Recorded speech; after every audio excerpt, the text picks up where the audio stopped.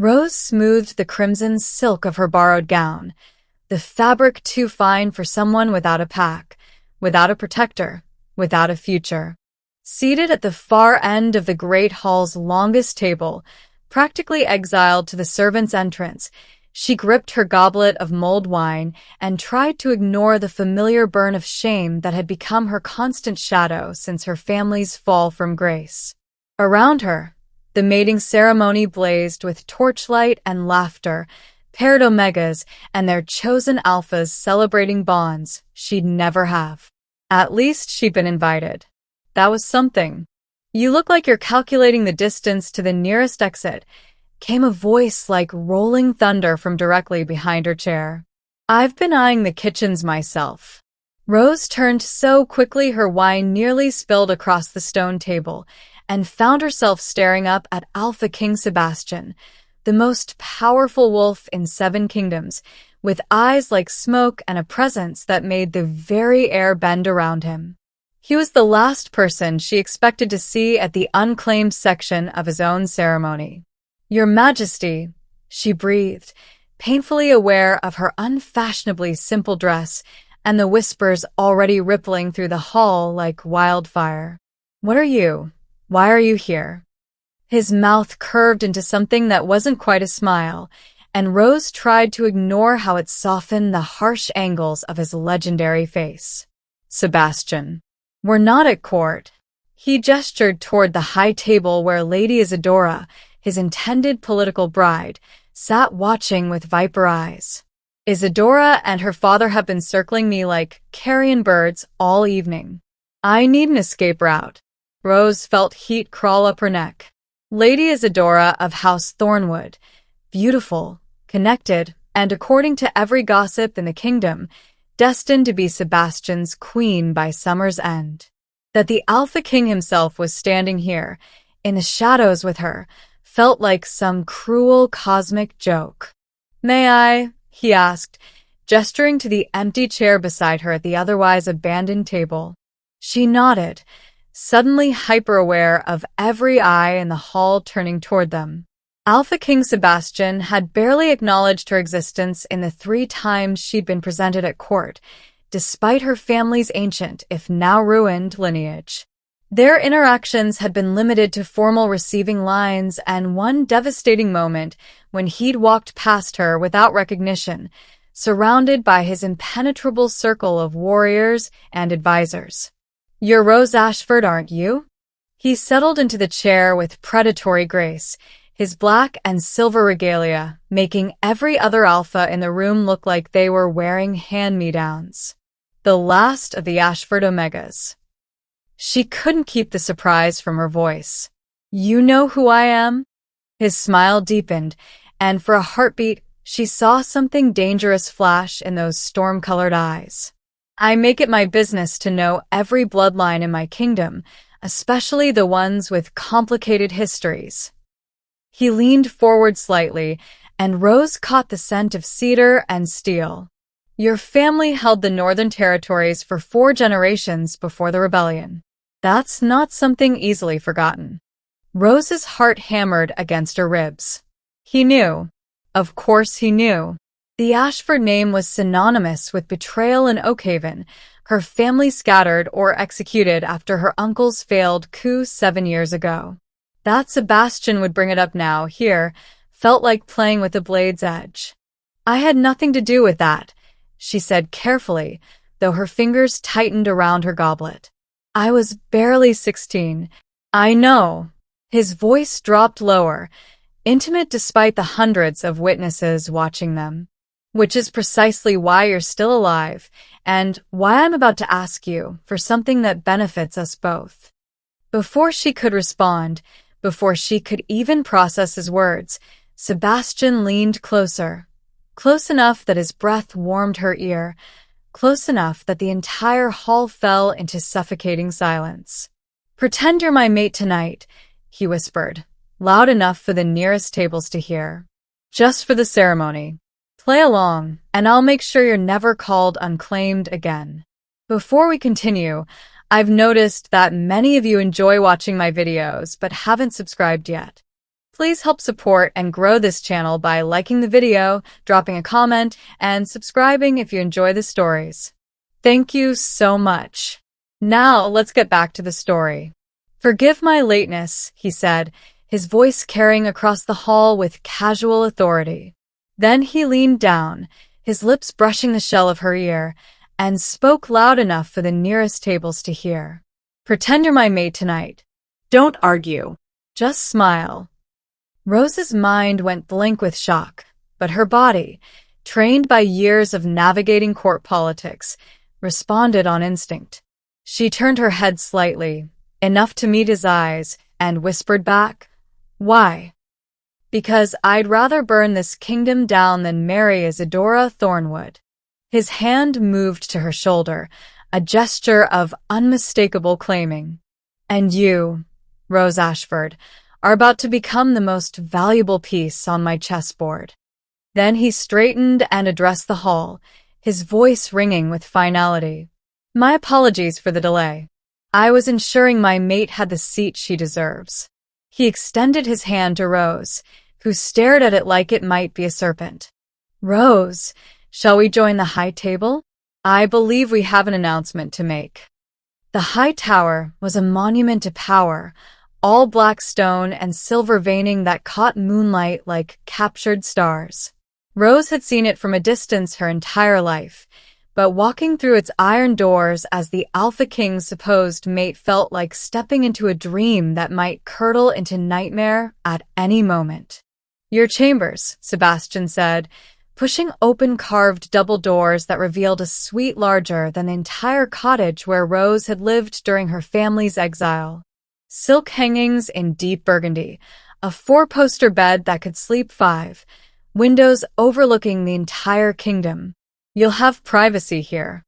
My rooms are in the opposite wing." Rose turned to face him, searching his expression for some hint of his game. In the soft lamplight, away from the spectacle of the hall, he looked almost human. "Almost. You can drop the performance now. There's no one here to see it." "That's precisely why we need to talk." Sebastian closed the doors and leaned against them, arms crossed. The casual gesture did nothing to diminish his presence. "I need this arrangement for 1 month, maybe 2 at most. Long enough to convince the Thornwood delegation that I'm unavailable, that their treaty marriage is dead in the water. And then what? You cast me aside and I return to being the court's favorite target for mockery." Rose moved toward the windows, needing space between them. "Forgive me if I don't jump at the opportunity. Then I'll make it worth your while." His voice softened, and she heard something unexpected there, desperation, carefully controlled. "Name your price. Land? Gold? A title for whatever new family you build." Rose's breath hitched. He was offering her everything she needed, everything her mission required. Access to the tower, to his confidence, to the inner sanctum where the bloodstone supposedly rested. And all she had to do was play the devoted mate for a handful of weeks. She turned back to him, letting vulnerability creep into her expression, not difficult when her hands were trembling. "I don't want gold, Your Majesty. I want what you promised in that hall. I want to never be called unclaimed again. I want people to remember that the Ashfords were once great." Something flickered across his face. Respect, maybe, or pity. "Then we have an accord. On one condition." Rose stepped closer, close enough to catch cedar and steel again. "If I'm to play your mate, you have to let me do it properly. No cold distance, no obvious performance. The court will smell deception if you treat me like a political prop." Sebastian studied her for a long moment, and Rose wondered if she'd overplayed her hand. Then slowly, deliberately, he reached out and tucked a strand of hair behind her ear. The gesture was tender, practiced, devastating. "I can be convincing when necessary," he murmured. "Can you?" Rose let her eyes drift to his mouth before meeting his gaze again, heart hammering with equal parts calculation and something far more dangerous. "Try me. His smile was wolf-sharp. Breakfast tomorrow. We'll start your education on how to be a queen. After he left, Rose stood in the center of her gilded cage and pressed her palm against her racing heart. 1 month, he'd said. She'd need far less than that to find the bloodstone and destroy him. The thought should have brought satisfaction. Instead, it sat in her stomach like lead. The hunting party returned at dusk, and Rose heard the commotion from her chambers, shouting, the clatter of boots, someone barking orders for the royal physician. She shouldn't have cared. Sebastian was a means to an end, nothing more. But her feet carried her down the stone corridors anyway, following the trail of blood. She found him in his private bathing room, waving away his guards with barely controlled fury. It's a scratch. Leave me. Your Majesty, one of them protested. I said leave. They scattered like leaves, and Rose slipped inside before the last one could close the door. Sebastian stood shirtless before a basin of steaming water, his back to her, and even in the dim lamplight, she could see the damage. 3 parallel gashes carved across his shoulder blade, deep enough that blood still seeped down his spine in dark rivulets. Your servants are terrified of you, she said quietly. He spun, hand instinctively going to the knife at his belt, then relaxed fractionally when he recognized her. You should be too. Probably. Rose moved to the basin and began tearing strips from one of the linen towels. Sit down before you bleed out on your expensive tiles. For a moment she thought he'd refuse, thought his pride would send her away. Then something in his expression shifted. Exhaustion, maybe, or resignation, and he sank onto the stone bench. Up close, the wounds looked worse. Claw marks, deep and vicious. What did this? Rose dipped the cloth in water and began cleaning the blood away, trying to ignore how his muscles tensed under her touch. Ironback bear. Cornered with cubs. His voice was tight with pain. Stupid. I should have seen the signs. Why were you even out there? Kings don't hunt. She worked carefully, methodically, the way her mother had taught her during the lean years when they couldn't afford physicians. Kings don't get the luxury of appearing weak either. He hissed as she pressed too hard, and Rose murmured an apology. The nobles are already whispering about my sudden mate, questioning whether I've gone soft. I needed to remind them who rules here. Rose paused, cloth suspended over his skin.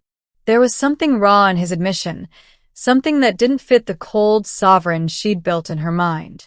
And did you? Remind them. I killed the bear with my bare hands after it shredded my shoulder. He laughed, bitter and tired. So yes, message received. She resumed cleaning, gentler now, and they fell into silence broken only by his occasional sharp intake of breath. When she finished binding the wounds with proper bandages, Sebastian caught her wrist. You didn't have to do this. I know. He studied her face like he was trying to solve an equation, then reached into his discarded jacket and pulled out a silver ring, heavy with an ornate seal. The royal signet. Take this. Rose's heart stopped. I can't, that's. It grants access to anywhere in the tower, including the restricted vaults. He pressed it into her palm, and his fingers lingered over hers.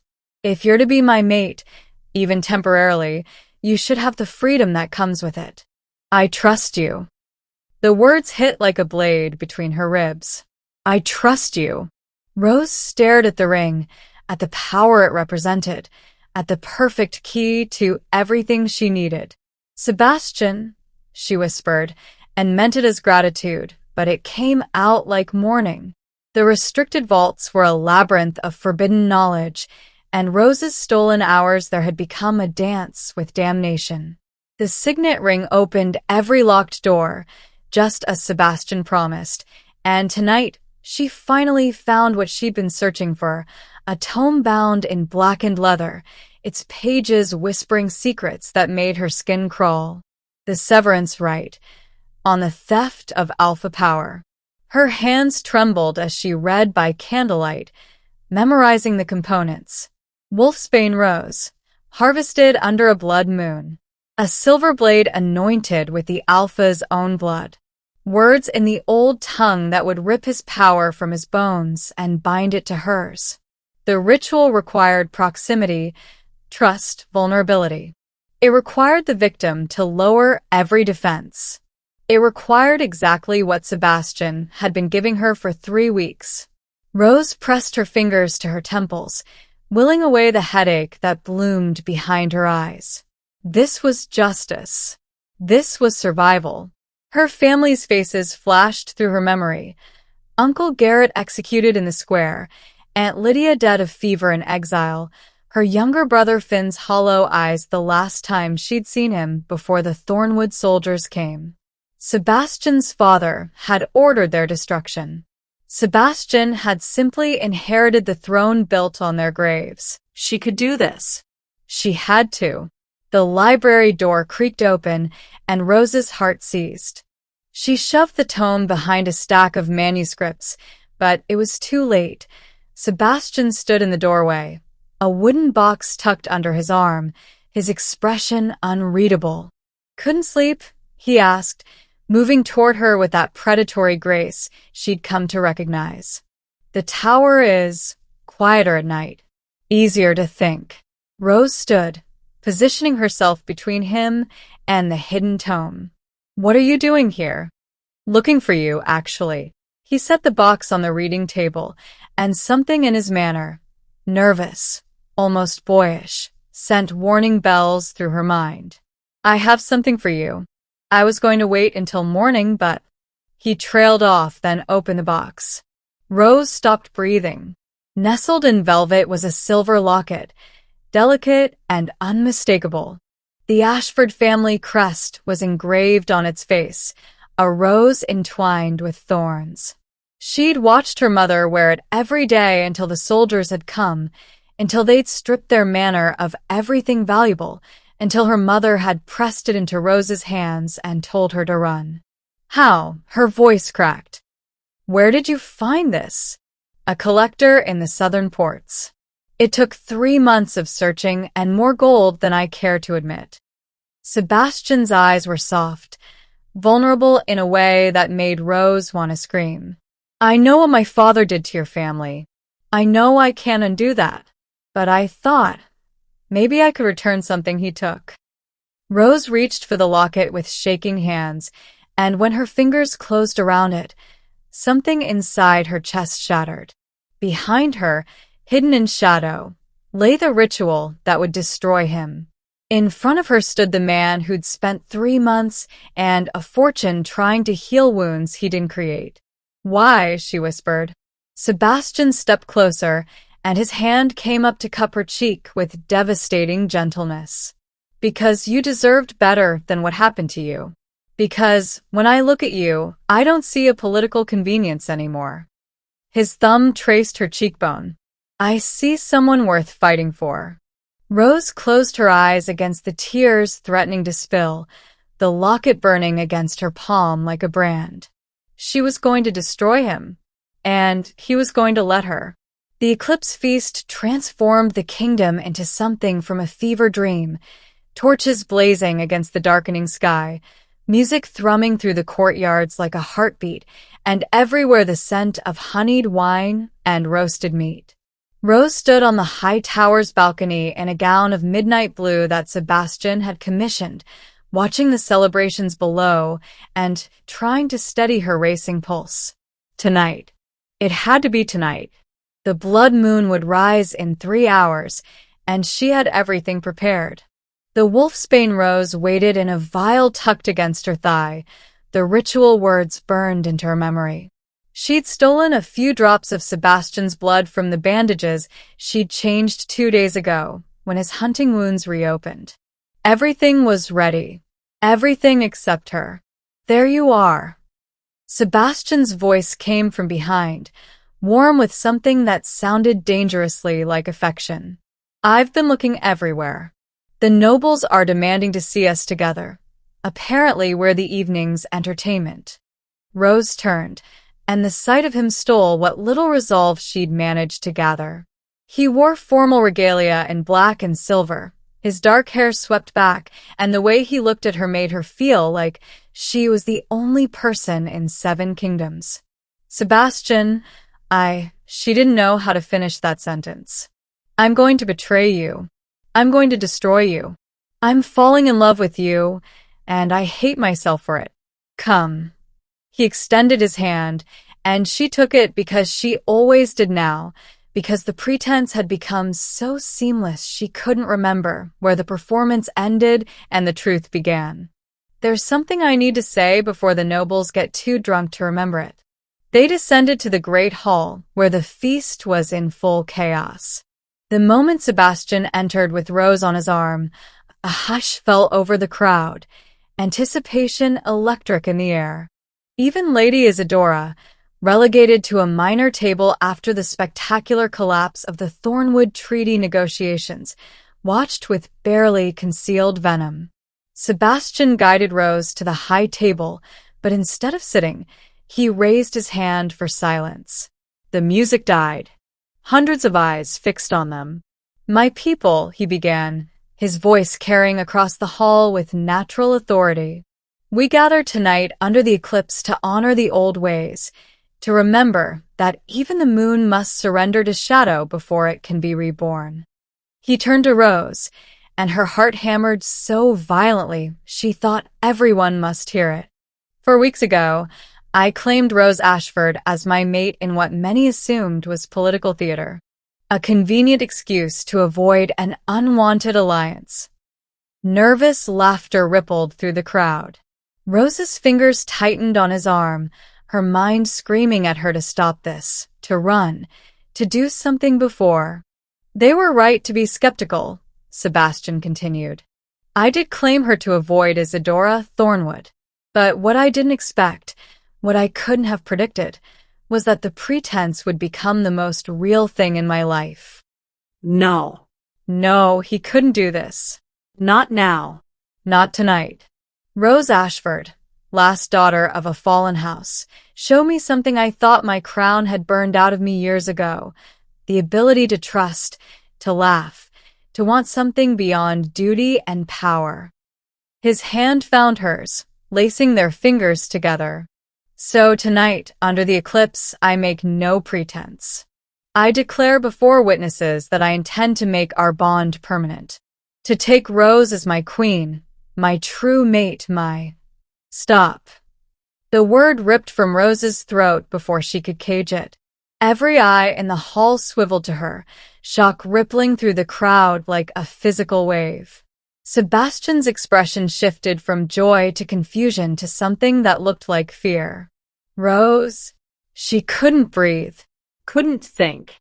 The vial of wolfsbane rose pressed against her thigh, the ritual waiting like a loaded weapon, and Sebastian stood before her offering everything she'd been taught to destroy.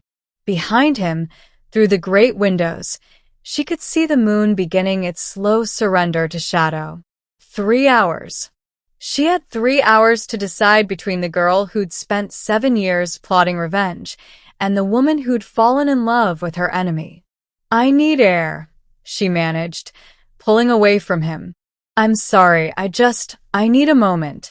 She fled through the crowd, ignoring Sebastian calling her name, ignoring the scandalized whispers that erupted in her wake. She made it to the gardens before the tears came, pressing her back against cold stone and sliding down to the ground. The locket he'd given her hung heavy around her neck. The ring he'd trusted her with circled her finger.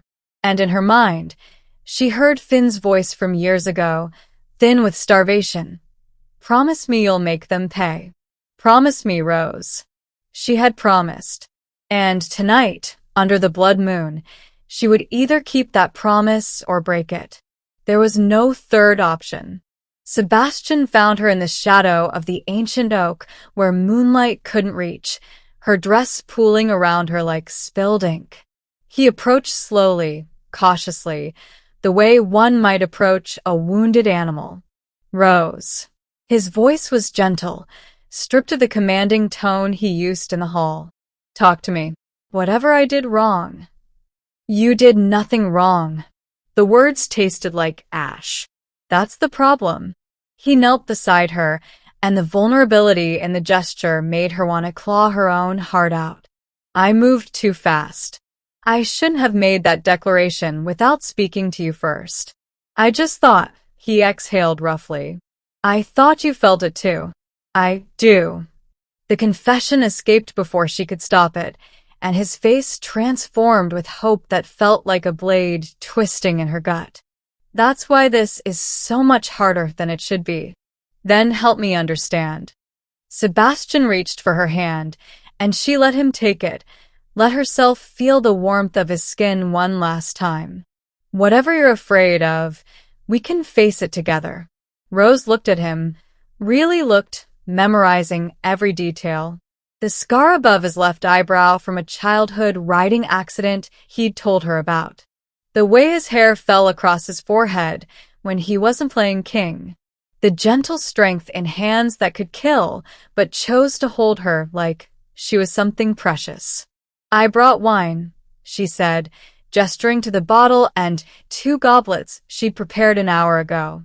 Her voice was steady, detached, the voice of someone already dead inside. I thought we could toast. To new beginnings or painful endings. Your choice. He smiled, relieved, and reached for the goblets. New beginnings. Always new beginnings with you. Rose poured with hands that didn't shake, muscle memory taking over. The wolfsbane rose dissolved invisible in the dark wine. Odorless, tasteless, perfect. She tested it on rats in the tower's undercroft, watched them seize and fall still within minutes. For an alpha, it wouldn't kill, just paralyze. Just long enough. To us, Sebastian said, raising his goblet.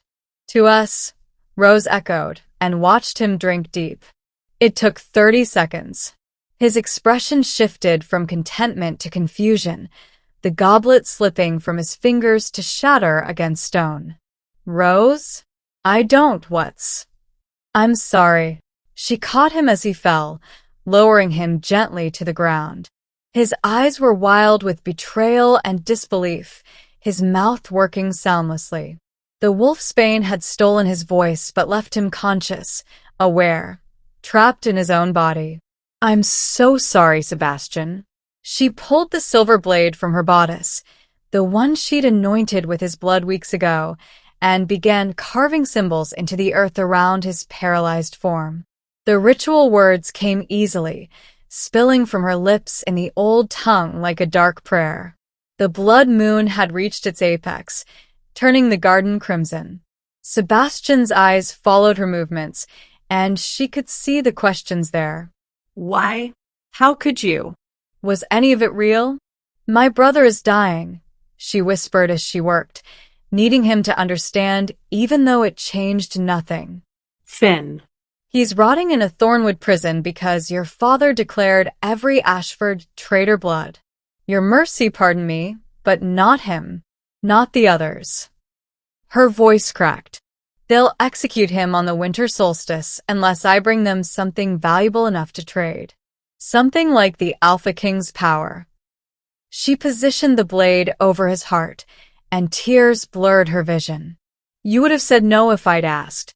You would have chosen your crown over one boy's life. So I had to take it. The final words of the ritual left her lips, and she drove the blade down. Sebastian's scream was silent, but she felt it anyway.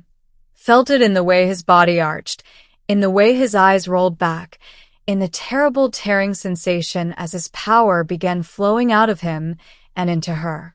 It burned. It burned like swallowing lightning, like her veins were full of molten silver, like every cell in her body was being rewritten. The Alpha's strength crashed through her in waves, raw, overwhelming, intoxicating.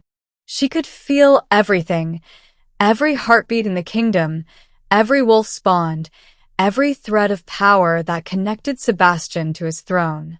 It was glorious. It was horrifying. It was hers. When the ritual finished, Rose collapsed beside Sebastian's still form, gasping. He stared at the sky with empty eyes, chest rising and falling in shallow breaths. Still alive. Just broken. Human. Powerless. She pressed the locket he'd given her against her lips and tasted salt. "I loved you," she whispered. "That's the worst part. I actually loved you." Then she stood, every movement suffused with stolen power, and walked back toward the tower. Behind her, the rightful Alpha King lay in the dirt like a discarded thing. The moon bled red, and Rose Ashford became a monster. The royal council convened at dawn, summoned by a power they couldn't name but felt in their bones. Rose stood at the head of the table where Sebastian had sat for 7 years and watched understanding dawn on their faces like a slow-moving plague. "Impossible," Lord Blackwood breathed, his face gray. "The alpha power cannot be transferred. It's bound by blood, by birthright, by ritual," Rose corrected, her voice resonating with a frequency that made the windows rattle. "The old ways your precious kings forgot. The ways my family remembered." She let the power ripple through the room, a demonstration that needed no words. 3 of the counselors dropped to their knees involuntarily, throats bared in submission. Sebastian is alive, if you're wondering. Stripped of his gifts, exiled to the borderlands at first light. You'll find him diminished. "This is treason," Lady Morgrave hissed, though she didn't dare stand. "The kingdom will never accept. The kingdom will accept its strongest alpha." Rose leaned forward, palms flat on the ancient wood. "That's how this works, isn't it? Power recognizes power. Your loyalty was never to Sebastian the man, it was to Sebastian the king. Well, I'm your king now." The silence that followed was absolute. Then, one by one, the council members bowed their heads. Pragmatism always won in the end. The coronation was swift and brutal. By sunset, Rose wore Sebastian's crown, her crown now, and stood on the balcony overlooking the kingdom she'd stolen. Below, the people gathered in confused masses, their whispers rising like smoke. Some cheered for the novelty of it, the scandal. Others wept. Most simply stared, waiting to see if she would be salvation or damnation. Rose couldn't tell them. She didn't know herself. "Your Majesty." Captain Thorne, Sebastian's former guard who'd switched allegiance with impressive speed, approached with a scroll. "The Thornwood delegation has sent word. They'll release the Ashford prisoners as agreed, but Lord Thornwood demands an audience. He's intrigued by the power shift. Tell him I'll receive him next week." Rose didn't turn from the view. "And have my brother brought to the tower the moment he crosses the border. I want healers waiting." "As you command." She was alone again. Alone with her stolen crown and her shattered conscience and the ghost of Sebastian's betrayed eyes. The alpha power thrummed through her veins, magnificent and terrible, and she wondered if this was how he'd felt every day, this crushing weight of being responsible for everything and everyone while trusting no one. Rose made her way to her chambers, Sebastian's chambers now, and stopped before the floor-length mirror. The woman staring back wore black and silver regalia, a crown of twisted thorns and midnight jewels, and eyes that glowed with otherworldly power. She looked like a queen. She looked like a conqueror. She looked like a monster. "I saved them," Rose whispered to her reflection, needing to hear the justification spoken aloud. "Finn will live. The Ashford name will be restored. I did what I had to do." But the woman in the mirror didn't look grateful. She looked haunted. Rose's fingers found the locket at her throat, the one Sebastian had spent 3 months searching for, the one that represented every tender moment she'd weaponized against him. She should throw it away. Burn it. Destroy every reminder of what she'd done. Instead, she clutched it tighter. Somewhere in the borderlands, Sebastian was waking to his first morning as something less than he'd been. No guards, no power, no kingdom. Just a man who'd made the fatal mistake of trusting someone who smiled while sharpening her knife. Rose had told herself she was nothing like the monsters who destroyed her family.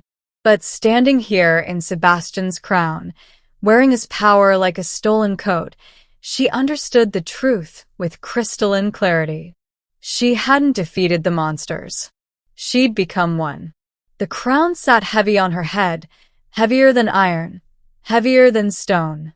It felt less like victory and more like a sentence, one she'd crafted for herself with every lie, every calculated touch, every moment she'd let Sebastian believe the pretense was becoming real. It had been real. That was the joke. The cruelest part of this entire nightmare. It had been real for both of them, and she'd killed it anyway. Rose turned from the mirror, unable to bear her own reflection, and moved to the balcony. The kingdom spread before her in torchlight and shadow, hers to command, hers to protect, hers to rule. She'd won, and she'd never felt more like she'd lost. The blood moon had set hours ago, but Rose could still taste copper on her tongue, could still feel the phantom echo of Sebastian's power tearing free, could still hear the silent scream that would haunt her for whatever remained of her ruined life. Long live the queen, they would say tomorrow. Long live the queen who'd murdered love to save her blood. Long live Rose Ashford, the unclaimed who'd claimed everything and found it worthless. She stood alone in the darkness, a crown of thorns on her head and ash in her mouth, and wondered if this was what triumph was supposed to feel like. It felt like dying. If you enjoyed this story, like, comment, subscribe, and share it with someone who loves unexpected endings. Your support truly means the world to me and helps this channel grow. Thank you for being here.